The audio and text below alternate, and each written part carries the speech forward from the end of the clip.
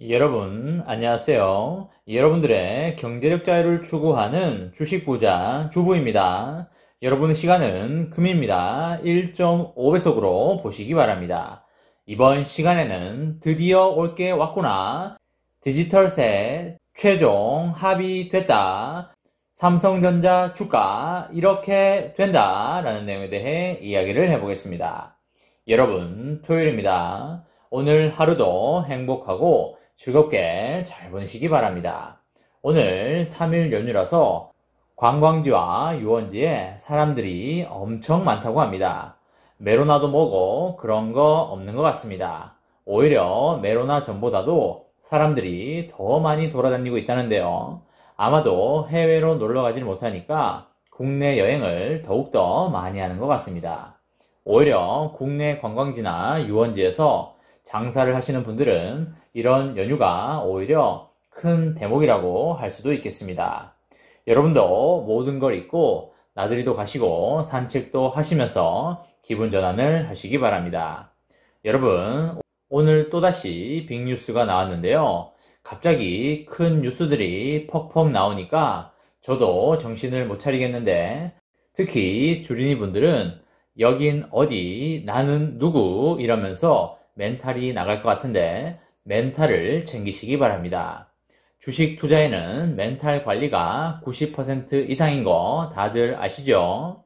호랑이 굴에 잡혀 들어가도 뭐만 차리면 산다고 했죠? 대답을 해보시기 바랍니다. 그쵸? 정신만 차리면 산다고 했습니다. 멘탈 관리 이번 기회에 빡세게 잘하시기 바랍니다. 여러분, 디지털세가 최종 합의되었습니다. 일단 디지털세가 좋은지 안 좋은지를 논하기에 앞서서 일단 이게 뭔지 잘 알아야겠죠? 디지털세가 뭐야? 먹는 거야? 이러면 안 되겠죠? 우선적으로 디지털세가 뭔지 개념부터 말씀을 드리자면 구글과 아마존, 페이스북 같은 정보기술 기업의 자국 내 디지털 매출에 법인세와는 별도로 부과하는 세금을 말합니다. 법인이나 서버 운영 여부와 관련 없이 이익이 아닌 매출이 생긴 지역에 세금을 내는 것이 특징이 되겠습니다. 대표적인 대상 기업인 구글의 이름을 따서 구글세라고도 불리는데요. 국제조세 원칙상 법인세는 고정된 사업장이 있는 곳에 부과를 하는데요. IT 기업은 서버 소재지를 고정사업장으로 봅니다. 그러나 IT 기업들은 네트워크를 통해서 전 세계 어디서든 디지털 서비스를 제공할 수 있어서 세율이 낮은 아일랜드나 룩셈부르크 등의 서버 소재지를 세워놓고요. 온라인 광고와 광고 이용자 데이터 판매 등을 통하여 실제로 수익을 얻는 국가에는 세금을 거의 내지 않아서 큰 문제가 되어 왔습니다. 이에 따라서 IT 기업의 소득 이전 행위를 막고 영업하고 있는 국가에서 수익이 발생하면 이에 맞는 세금을 부과하기 위해서 디지털세 논의가 이루어졌습니다.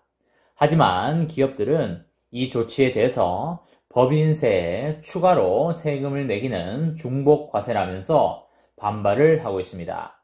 한편에서는 디지털세가 도입이 되면 세 부담 총액 중에 절반 정도가 온라인 서비스 이용료나 제품 가격 인상 등으로 일반 소비자에게 전가될 수 있다는 그런 전망도 내놓고 있습니다. 그리고 디지털세 도입이 IT 분야의 연구 개발을 위축시키고 경쟁을 저해할 수 있다는 우려도 나오고 있습니다. 구글과 애플 등의 세계 곳곳에서 사업을 하면서 세금 부담을 줄여온 초대형 글로벌 기업에 세금을 매기기 위해서 글로벌 디지털세 최종 합의문이 나왔습니다. 디지털세 초과 이익 배분 비율은 25%이고요. 글로벌 최저한 세율은 15%로 확정이 되었습니다. OECD와 G20의 포괄적 이행체계라는 IF는 영상으로 제13차 총회를 열고 글로벌 기업의 매출 발생국 과세권 배분인 필라 1과 글로벌 최저한 세금 도입 필라 2에 대한 최종 합의문과 시행 계획을 공개를 하였습니다. 최종 합의문은 총회에 참가한 140개국 가운데 케냐와 나이지리아, 파키스탄, 스리랑카를 빼고 136개국의 지지를 얻었습니다. 여러분, 140개국 나라 중에서 136개 나라가 찬성했다는 게 무엇을 말하는 걸까요? 대답을 해보시기 바랍니다. 그렇죠? 국가는 세금을 더 거둘 수 있으니까 좋다는 거겠죠? 140개국 중에서 136개국이 찬성했다는 것은 몰표라고 봐도 무방하겠죠? 그럼 누가 힘들어지는지 대답을 해보시기 바랍니다. 그쵸? 상식적으로 글로벌 대기업이 지금보다 좀 더 힘들어질 수 있다 라고 보는 게 합리적이겠죠? 시행은 오는 2023년부터 시행이 되고요. 필라 1은 매출액 27조 원 이상이고요. 영업이익률 10% 이상인 다국적 기업들이 본국이 아닌 시장 소재국에도 세금을 내도록 하는 것이 골자가 되겠습니다. 어떤 기업이 영업이익률 10%를 초과하여 이익을 얻었다면 초과 이익의 일정 비율에 대해서는 고정사업장이 없는 시장 소재국도 그 기업에게 과세를 할 수 있게 되는 것입니다. 쉽게 말해서 삼성전자가 미국에서도 매출이 발생되고 있죠. 그리고 중국에서도 매출이 발생되고 있죠. 그렇다면 미국도 삼성전자에게 과세를 할 수 있고 중국도 삼성전자에게 과세를 할 수 있다는 말이 되겠습니다. 그동안 국제사회는 이 비율을 20%에서 30% 사이에서 논의를 해왔는데요. 이번에 25%로 최종 결정하였습니다. 그동안 우리나라에서 매출은 발생했지만 과세를 할 수 없었던 거대 디지털 기업에 대한 과세권을 확보하게 되었습니다. 쉽게 말해서 우리나라 정부도 우리나라에서 발생하는 매출에 대해서 구글한테 세금을 매길 수 있게 된 것입니다. 세금을 매길 수 있는 권리를 받을 수 있는 국가가 다수였기 때문에 논의상 30% 비율이 우세했지만요. 우리나라를 포함한 소규모 선진국들은 20% 비율을 지지했기 때문에 그것의 절충 아닌 25%로 최종 결정되었습니다. 삼성전자와 SK하이닉스가 필라 1 디지털세 대상에 포함될 가능성이 있기 때문에 한국 정부는 배분 비율을 20%에서 시작하자라는 입장을 고수해 왔습니다. 필라 2에서는 글로벌 최저 한세율이 15%로 확정이 됐습니다. 이미 포괄적 이행체계 총회에서 최소 15% 이상의 글로벌 최저 한세 도입에 합의한 바가 있는데요. 논의 범위 중에서 가장 낮은 수준으로 책정됐다고 보시면 되시겠습니다.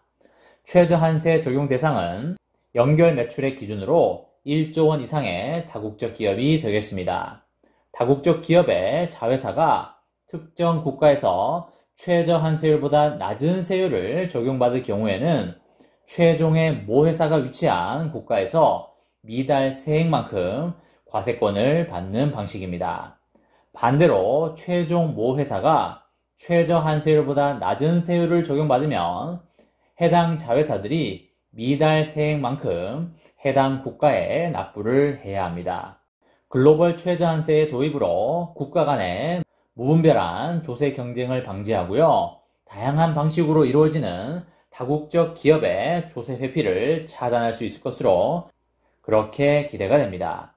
현재 우리나라의 법인 최저 한세율이 15%이기 때문에 직접적인 영향은 크지 않을 것으로 보이고요. 삼성전자의 입장에서는 해외 여러 나라에서 폰과 가전 등의 매출이 발생되고 있는데요. 디지털세에 폰과 가전의 물품도 포함이 되고 있어서 다소 많이 안타까운 상황이 됐습니다. 이번에 디지털세가 시행됨에 따라 삼성전자는 이전보다 추가적인 세부담이 커질 것으로 보이지만 국내에서 내고 있던 세부담을 일부 떼서 해외에 내는 것이기 때문에 아주 큰 데미지까지는 아니라고 보여지고요. 주가에는 호재는 아니지만 그렇다고 악재로 보기도 힘들 것 같습니다. 굳이 평가를 하자면 살짝 부정적인 정도다라고 생각하시면 되시겠습니다. 하지만 주가에는 큰 영향은 없을 듯 보이고요. 앞으로 4차 인공시대로 들어감으로써 그 이상으로 매출이 발생될 것이기 때문에 장기 투자자분들은 걱정할 필요가 전혀 없고 꾸준히 저가에 줍줍하시면 되시겠습니다. 이번 시간에는 드디어 올 게 왔구나. 디지털세 최종 합의됐다. 삼성전자 주가 이렇게 된다. 라는 내용에 대해 이야기를 해보았습니다. 저와 함께 삼성전자 장기 투자로 행복한 미래를 만들어 가실 분은 구독과 좋아요를 눌러주시면 감사하겠습니다. 이번 영상은 여기까지 하겠습니다. 시청해주셔서 감사합니다.